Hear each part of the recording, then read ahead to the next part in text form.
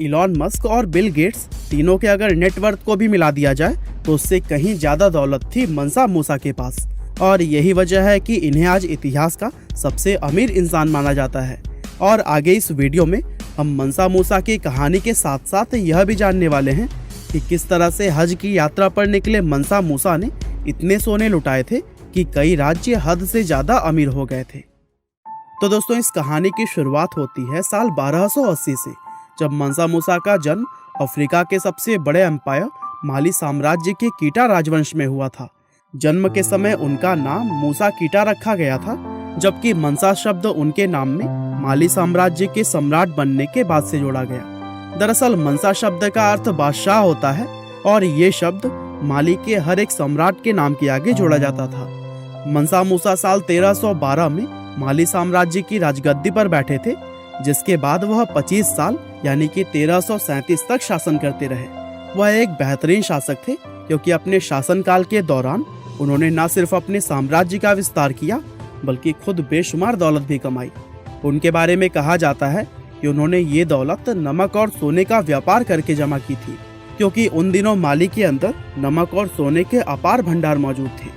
अब यूं तो आज उनकी दौलत का अंदाजा लगाना नामुमकिन माना जाता है, लेकिन दुनिया के कुछ एक्सपर्ट्स मानते हैं कि मूसा की कुल संपत्ति आज के जमाने के 400 बिलियन डॉलर्स के बराबर थी। अब अगर इस आंकड़े को भी सच मान लिया जाए तब भी इस समय पूरी दुनिया में उनके जितना अमीर इंसान कोई भी नहीं है। आपके अंदाजे के लिए बता दें कि इस समय अगर जेफ बेजोस और इलॉन मस्क की नेटवर्थ को भी जोड़ दिया जाए तब भी वह 400 बिलियन डॉलर्स के बराबर नहीं होगी। ये वो दौर था जब पूरी दुनिया में सोने की मांग बहुत तेजी से बढ़ रही थी और दुनिया भर में माली ही वह जगह थी जहां सबसे ज्यादा सोना निकलता था। एक अनुमान के मुताबिक उस समय माली एम्पायर में हर साल 1000 किलो सोने का उत्पादन किया जाता था और यह आंकड़ा बेहद चौंका देने वाला है। वैसे माली साम्राज्य अफ्रीका के पश्चिम हिस्से में स्थित था, जो कि अटलांटिक महासागर के किनारे से लेकर टिम्बकटू तक फैला हुआ था। और मूसा से पहले इस साम्राज्य पर उनके बड़े भाई मंसा अबू बकर का शासन हुआ करता था। मूसा की तरह ही अबू बकर भी एक शानदार शासक थे, लेकिन वह अटलांटिक महासागर को पार करके उसके आगे की दुनिया देखना चाहते थे। इसीलिए अपना सिंहासन मूसा को सौंपकर वह अपने खुद समुद्री सफर पर निकल गए। बताया जाता है कि 2000 जहाजों, हजारों सैनिकों और सैकड़ों नौकरों के साथ अपनी इस यात्रा पर निकले अबू बकर कभी भी वापस लौटकर नहीं आए। और फिर अपने भाई अबू बकर के इस तरह से चले जाने के बाद मूसा ने राजगद्दी को संभाला।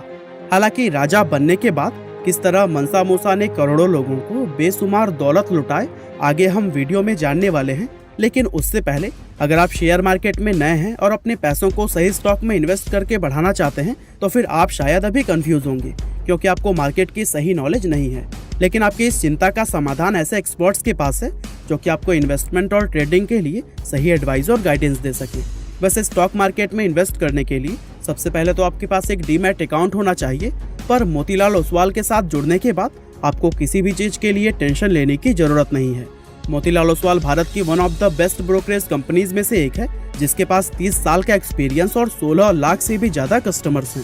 साथ ही सबसे इंटरेस्टिंग बात यह है कि यहाँ पर आपको कोई भी मेंटेनेंस चार्ज नहीं देना पड़ता और अकाउंट ओपनिंग के लिए सिर्फ पैन कार्ड, आधार कार्ड और बैंक प्रूफ की जरूरत होती है। मोतीलाल आपको एक पर्सनल स्टॉक एडवाइजर देता है जो कि आपको गाइड करता है कि कौन सा स्टॉक खरीदना और कौन सा बेचना है। इसके साथ ही मोतीलाल ओसवाल के ऐप पर आपको रियल टाइम स्टॉक रिकमेंडेशंस भी मिलते हैं, वो भी बिल्कुल फ्री। जैसे ही आप मोतीलाल ओसवाल पर अपना अकाउंट खोलते हैं वैसे ही आपको वर्थ 25,000 का वेलकम बास्केट दिया जाएगा, जिसमें आप उनके AI बेस्ड टूल का भी इस्तेमाल कर पाएंगे। साथ में आपको 3000 रुपए का डिस्काउंट कूपन और 1000 रुपए का ब्रोकरेज कैशबैक भी मिलेगा। इसके अलावा मोतीलाल ओसवाल के साथ आप अपने मोबाइल ऐप या फिर कॉल के जरिए भी इन्वेस्ट कर सकते हैं। तो फिर देर किस बात की, अकाउंट ओपनिंग के लिए डिस्क्रिप्शन में दिए गए लिंक पर क्लिक करें और अपना नाम, फोन नंबर और शहर को भरें। हालांकि अभी तक हमने जाना था कि कैसे मंसा मूसा के बड़े भाई अबू बकर ने अपने साम्राज्य को मंसा मूसा के हाथों में सौंपकर खुद समुद्री यात्रा पर निकल गए थे। और अब राजा बनने के बाद से मंसा मूसा अपने शासन में माली साम्राज्य को काफी ऊंचाइयों पर ले गए। दरअसल मंसा मूसा ने अपने एम्पायर को काफी आगे बढ़ाया और साम्राज्य के विस्तार की वजह से व्यापार के अवसर भी बढ़ गए, जिससे कि उनके साम्राज्य में रह रहे लोगों का जीवन और भी ज्यादा बेहतर हो गया। मूसा के शासनकाल में माली साम्राज्य बढ़ते बढ़ते इतना बड़ा हो गया था कि ये मंगोल साम्राज्य के बाद से उस समय दुनिया का दूसरा सबसे बड़ा एम्पायर बन गया था। और बताया जाता है कि मूसा ने अपने इस एम्पायर को 2000 मील तक फैला लिया था। साथ ही इस विशाल साम्राज्य की रक्षा करने के लिए उनकी सेना में 2 लाख से भी ज्यादा सिपाही मौजूद थे, जिसमें से 40,000 तो सिर्फ तीरंदाज ही थे। वैसे शुरुआत में दुनिया का कोई भी देश या फिर साम्राज्य मूसा की इस बेशुमार अमीरी के बारे में कुछ नहीं जानता था, लेकिन दुनिया को उनकी इस अमीरी का पता तब चला जब वह 1324 में हज करने के लिए मक्का की यात्रा पर निकले थे। दरअसल मंसा मूसा इस्लाम धर्म को मानने वाले एक मुस्लिम शासक थे, इसीलिए दुनिया के दूसरे मुसलमानों की तरह ही वह भी हज करने की इच्छा रखते थे। और उनके इस हज यात्रा पर निकलने की वजह से ही बाहर की दुनिया को पता चला कि अफ्रीका का रहने वाला यह शासक असल में इतिहास का सबसे धनवान व्यक्ति था, क्योंकि मूसा अपनी इस यात्रा पर एक विशाल काफिले को लेकर निकले थे, जिसमें कि हजारों सैनिक, नौकर चाकर और गुलामों के अलावा घोड़े और ऊंट जैसे जानवर भी शामिल थे। और एक आंकड़े में बताया जाता है कि मूसा के इस काफिले में 60,000 से भी ज्यादा लोग शामिल थे। असल में देखा जाए तो ये कोई काफिला नहीं, बल्कि वह एक पूरा शहर ही अपने साथ लेकर निकले थे। साथ ही वह जिस घोड़े पर सवार थे उसके आगे लगभग 500 लोगों का दस्ता चल रहा था, और ये सभी लोग महंगे रेशम के कपड़े पहने हुए थे और इन सभी के हाथों में सोने की छड़ियां थी। इस काफिले में 80 ऊंट ऐसे थे जिनमें हर एक के ऊपर 136 किलो सोना लदा हुआ था। दरअसल मूसा अपने साथ ये सोना इसलिए लेकर चल रहे थे ताकि रास्ते में वे गरीब लोगों को इसे बांट सके। उनका ये विशाल और आलीशान काफिला जहाँ से भी गुजरा, लोग इसको देखते ही हैरान रह गए। मूसा रास्ते में गरीब और जरूरतमंद लोगों को सोना बांटते हुए आगे बढ़ रहे थे, जिससे कि लोगों को उनकी अमीरी का अंदाजा होने लगा। उनकी इस बेशुमार दौलत को देखकर लोग अपनी आंखों पर विश्वास ही नहीं कर पा रहे थे। मक्का के इस सफर पर मूसा का काफिला सहारा रेगिस्तान को पार करते हुए मिस्र से भी गुजरा, और बताया जाता है कि जब ये काफिला मिस्र की राजधानी काहिरा में पहुंचा तो वहां के गरीब लोगों को देखकर मूसा ने सड़कों पर मानो सोने की बारिश ही कर दी। उन्होंने इस शहर के अंदर बेशुमार दौलत लुटाई। काहिरा के लोग यह सब देखकर बेहद हैरान हो गए, क्योंकि उन्होंने इससे पहले तक एक साथ इतनी दौलत कभी भी नहीं देखी थी।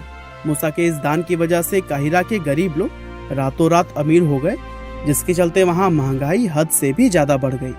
बताया जाता है कि इस शहर के अंदर मंसा मूसा 3 महीने तक रुके थे, और जब वह पहली बार मिस्र के राजा से मिले तो उन्होंने राजा को 50,000 सोने के सिक्के भेंट किए थे। और इस दान की वजह से मिस्र की गोल्ड करेंसी की कीमत 20% नीचे आ गई थी, और इस कीमत को वापस अपने स्तर पर आने में 12 साल का समय लग गया था। यानी कि मूसा के इस दान का असर काहिरा के अंदर 12 साल तक रहा था। मिस्र में बहुत लंबे अरसे तक मूसा की इस उदारता के किस्से सुनाए जाते रहे, और धीरे धीरे ये किस्से और कहानियां अफ्रीका से बाहर दुनिया तक भी पहुंचने लगे थे, जिससे कि दुनिया भर के लोगों को यह पता चल गया कि अफ्रीका के अंदर मूसा नाम का एक बादशाह भी रहता है जो कि हद से ज्यादा अमीर है। अपनी हज यात्रा के दौरान मूसा ने दुनिया के अलग अलग हिस्सों में बहुत सी इमारतें और स्ट्रक्चर्स देखे थे, इसीलिए वह अपने साथ विदेशी आर्किटेक्ट, किताबें और कुछ विद्वानों को लेकर लौटे। दरअसल वह अपने साम्राज्य में भी ऐसे ही इमारतों, मस्जिदों और यूनिवर्सिटी को बनवाना चाहते थे, और फिर वापस आने के बाद से उन्होंने बहुत सी मस्जिदों और यूनिवर्सिटी का भी निर्माण करवाया। माली पर लगभग 25 सालों तक शासन करने के बाद साल 1337 में मूसा की मृत्यु हो गई थी, और ये बड़े दुर्भाग्य की बात है कि उनकी मृत्यु के बाद से उनके कारोबार व साम्राज्य को उनकी अगली पीढ़ी ठीक से नहीं संभाल पाई। और बताया जाता है कि उन दिनों माली के अंदर एक गृह युद्ध छिड़ गया था, जो कि बहुत लंबे अरसे तक चलता रहा। इसके अलावा कुछ विदेशी ताकतों ने भी माली की बेशुमार दौलत को लूटने और उस पर हमला करना शुरू कर दिया था, और इसी सब के चलते यह साम्राज्य हमेशा के लिए ढह गया। और अगर आज की बात करें तो माली देश सबसे गरीब देशों में से एक माना जाता है। का बहुमूल्य समय देने के लिए बहुत बहुत धन्यवाद।